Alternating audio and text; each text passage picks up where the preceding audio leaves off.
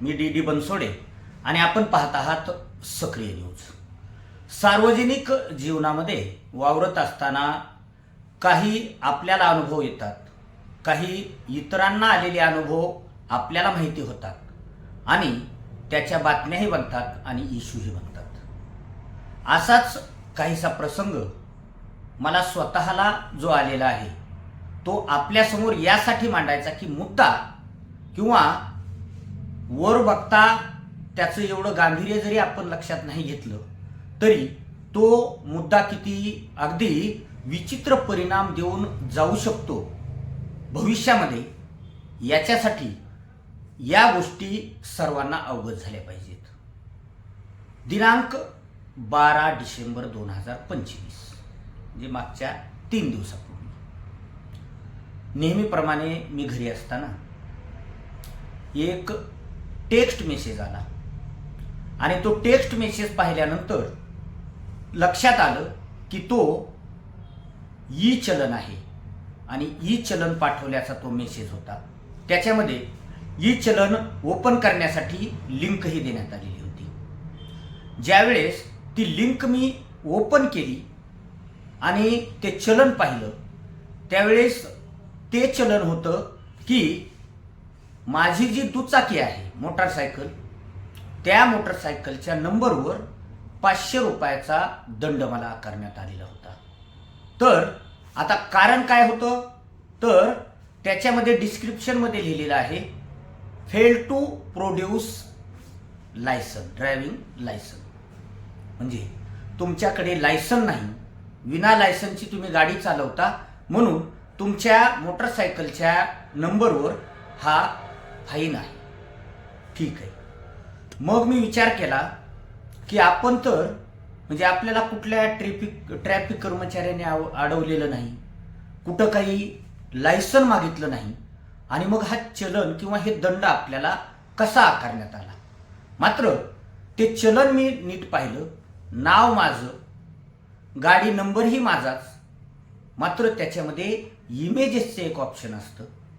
त्या इमेजेसवर ज्यावेळेस मी क्लिक केलं त्यावेळेस गाडी दुसरीच, म्हणजे डिस्कवर, बहुतेक ती बजाजची डिस्कवर गाडी असावी आणि त्याच्यामध्ये ती गाडी चालवणारा जो काही दुचाकीस्वार होता त्याचाही फोटो होता।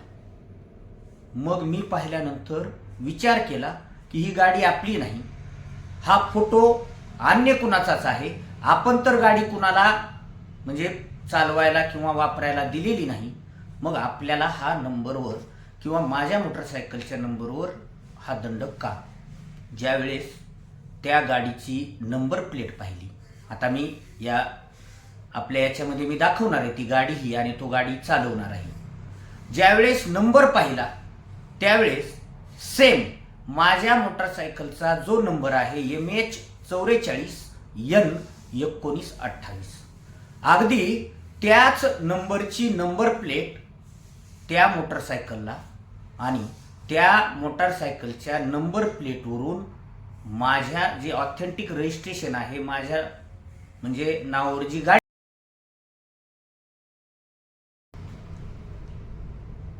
त्याच्यानंतर त्याच्यावर एक लोकेशनचं एक ऑप्शन आहे, त्या चलनवर असतं।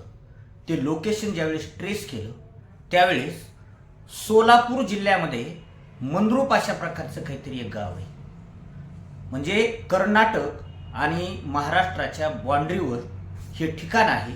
त्या ठिकाणी संबंधित तिथल्या ट्रॅफिक पोलिसांनी या नंबर प्लेटवर दंड आकारला। मात्र मग ती गाडी रनिंगमध्ये होती की पकडल्यानंतर तो दंड पकडला म्हणजे टाकलाय, हा एक प्रश्न आहे। आणि जर गाडी पकडून दंड जर आकारण्यात आलेला असेल तर त्या गाडीचे कागदपत्र का पाहिले नाही? फक्त नंबर प्लेटवरच किंवा त्या नंबरवरच ऑनलाईन फाईन मारायचा आणि गाडी सोडून द्यायची असं तर झालं नसेल, आणि तो जर पसार झालेला असेल तर तो पुन्हा सापडेल की नाही याचीही शाश्वती नाही। मात्र दंड आहे 500 रुपये। सरळ आपण ते इमेजेस वगैरे जर पाहिल्या नसत्या तर आपण दंड तो भरला असता किंवा भरायलाच पाहिजे।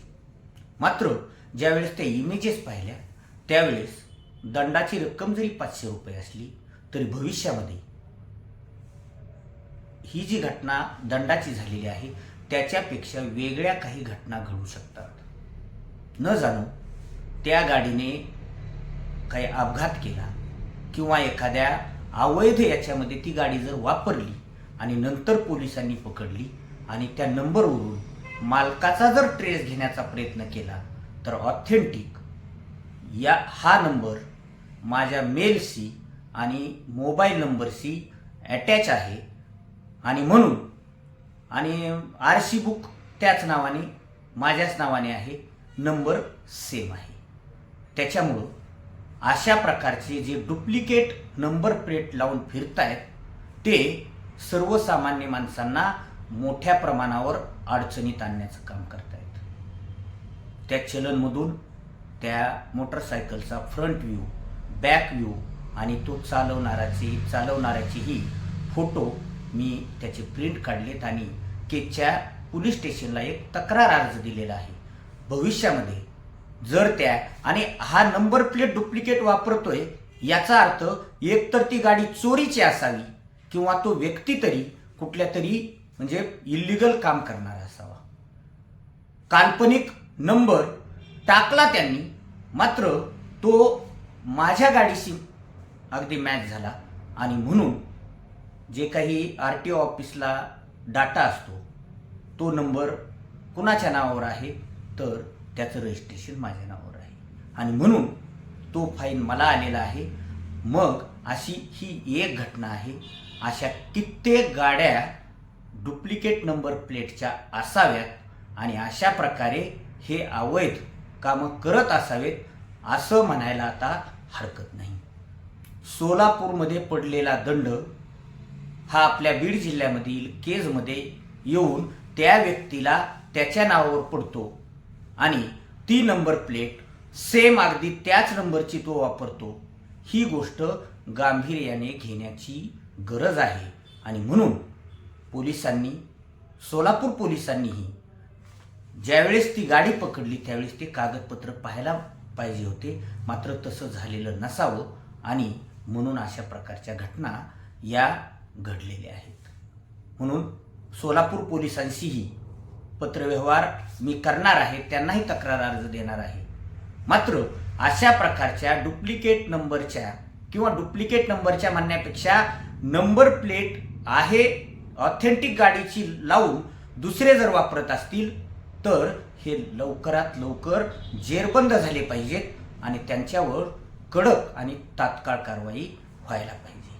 त्याच्यामुळे आपल्यालाही जर अशा प्रकारचा फाईनचा मेसेज आलेला असेल तर त्वरित म्हणजे खातरजमा न करता तो दंड भरण्याच्या अगोदर त्याच्यावर ज्या इमेजेस आलेल्या आहेत त्या पहा, लोकेशन चेक करा आणि जर तुम्हाला कुणी पोलिसांनी किंवा ट्रॅफिक कर्मचाऱ्यांनी अडवलं नसेल, गाडी तुमची विचारपूस केलेली नसेल तर त्याची खात्री करूनच तो नंतर खरोखरच जर आपल्याला दंड म्हणजे पडलेला असेल तर तात्काळ भरला पाहिजे। मात्र अशा प्रकारे जर ओरिजिनल मालकाला एखाद्या डुप्लिकेट नंबर प्लेटवरून अशा प्रकारे जर दंड येत असेल तर त्याची खातरजमा झाली पाहिजे आणि असं जर निदर्शनास आलं की आपली ही गाडी नाही तर तात्काळ पोलिसांशीही संपर्क केला पाहिजे, जेणेकरून त्यांनाही जे असे डुप्लिकेट नंबर प्लेट वापरून गाड्या चालवतायत त्यांना पकडणं सोयीचं होईल। आजच्या पुरतं एवढंच।